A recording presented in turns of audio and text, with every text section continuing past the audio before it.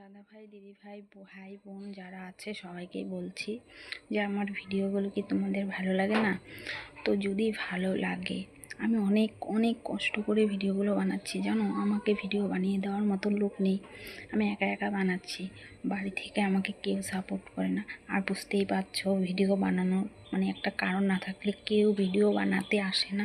তোমাদের কাছে একটা রিকোয়েস্ট নিয়ে এসেছি, তোমরা এই দিদি ভাইটাকে প্লিজ সাপোর্ট করবে। প্লিজ আমার ভিডিওটা সামনে যখন যাবে স্কিপ করে দেবে না।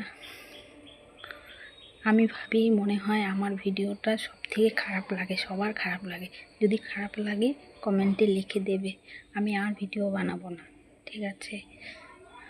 তো আমার খুবই আমার ইচ্ছে যে যেন আমার ভিডিওগুলো যেন সবাই দেখে যেন সবাই বলে ভালো হয়েছে না খারাপ হয়েছে।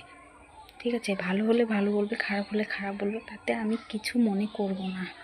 আর যারা ছোট ছোট ড্রেস পরে নোংরা নোংরা ভিডিও বানাচ্ছে, তাদের ভিডিও তো ভালো করে দেখছো, তো তোমাদের কি তাদের ভিডিও দেখে খুব ভালো লাগে?